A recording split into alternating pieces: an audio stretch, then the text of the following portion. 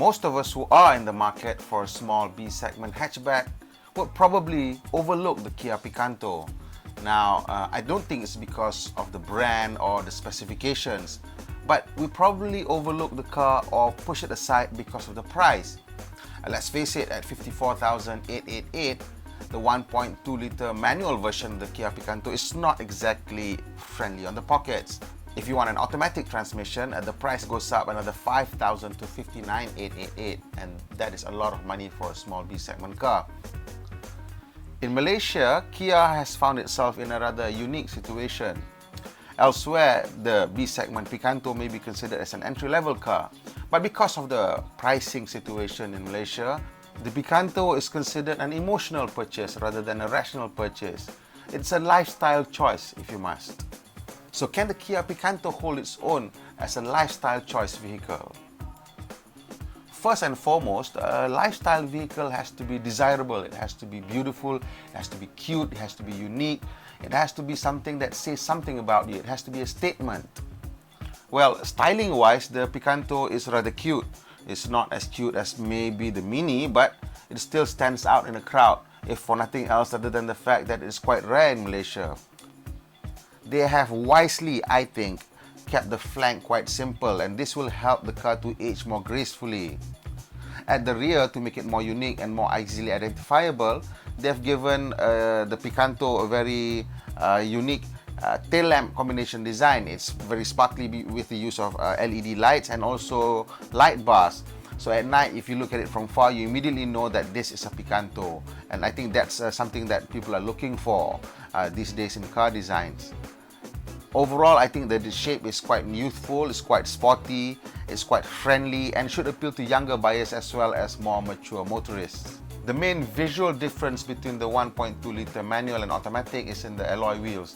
The automatic gets 15-inch alloy wheels while the manual gets 14 inches. Kia is offering quite a few convenience features with the Picanto.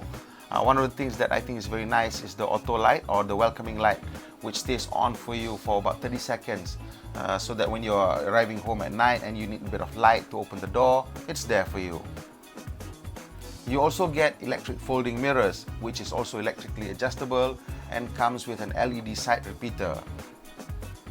A good city car should combine compact dimensions, good looks, and, this is very important, a spacious cabin. I think Kia has done a rather decent job with the Picanto. They've given the car, although it's small from the outside, a rather spacious feeling cabin. One of the most important key to that success is the dashboard, which is rather simple and falls away from the driver and doesn't intrude into the passenger space too much. They've also spent a decent amount of time sorting out the ergonomics. And you know this because the aircon and radio controls are easily reached by both driver and passenger. Yes, we know that the aircon and radio controls are not considered essential controls, but if the engineers and designers had put enough effort just to make them easy to reach and intuitive to operate, then I think it's a safe bet to assume that all the other controls have also been ergonomically sorted out, and they are well sorted out. We spend most of our time in the city being stuck in traffic jams or at least driving slowly in traffic congestions. And we need something to keep us amused, keeping us entertained. A good radio is quite critical in a city car. And the Picanto comes with a decent sound system. The radio is has a CD player, it is MP3 capable, and has Bluetooth connectivity. And I do want to mention something about the Bluetooth connectivity. It connects very quickly. With an iPhone, it takes less than 3 seconds most of the time, 5 seconds at the longest. And I think that is an important feature because it annoys me, and I know it annoys quite a lot of other people as well, if the Bluetooth takes forever to connect. A good city car should make life in the slow lane very bearable, if not fun. One of the ways that Kia has made the effort to make life in the slow lane rather bearable is by giving it electric power steering. Never mind the technicals, simply what it means is that with an electric power steering, they can make the steering feel feather-light at slow speed. You know, when we are in traffic jam, we're in congestion, and we want to change lanes, everything is very light. When we're going to park the car, everything is very light.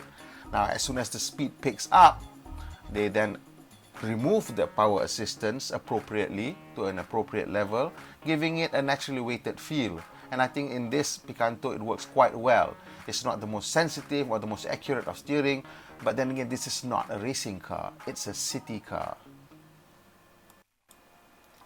If you're looking for an area where the Kia Picanto excels, I think it's in the safety area. Both models come with 6 airbags, that's dual front, dual side and dual curtain airbags. It also comes with isofix anchors at the back for child seats, and it has electronic stability control, anti-lock brakes, brake assist, traction control, hill assist, hill start assist, speed sensing auto door lock, and impact sensing auto door unlock. So you are not losing anything in terms of safety at all if you choose the Kia Picanto. In fact, it probably trumps some of the bigger cars from competing manufacturers. After spending about a week with the Kia Picanto, there are several things that we really like. Top of the list is the keyless go system. Now, as a city car, this is just so sensible. We get in and out of the car sometimes as many times as 10, 15 times a day. Not ever having to take your keys out of the bag or out of your pocket is just a major convenience.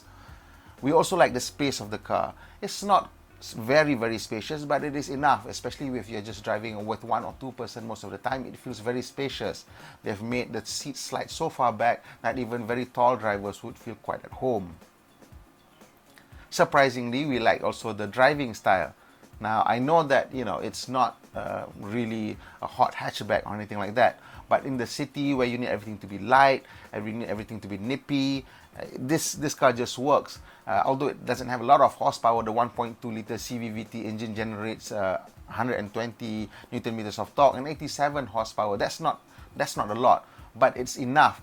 The way that the car has been set up is that the response, the throttle response and gearbox response comes very quickly, and at the end of the day, the car feels very agile, very nippy, and very enthusiastic in the city. However, we are also curious as to why the car is returning about 10.5 liters for 100 kilometers. That's not very impressive for a small city car. Now, we don't know where that's going, and combine that with a 35-liter tank, you run out of petrol just slightly over 300 kilometers, and for most people that could mean visiting the petrol station twice a week. Overall, we're looking at the features, looking at the design, looking at the specifications, safety, the warranty. I think that the Kia Picanto is a very credible lifestyle choice vehicle, and it certainly looks like a good buy when you compare it to the other imported competitors. We give it 7.5 out of 10.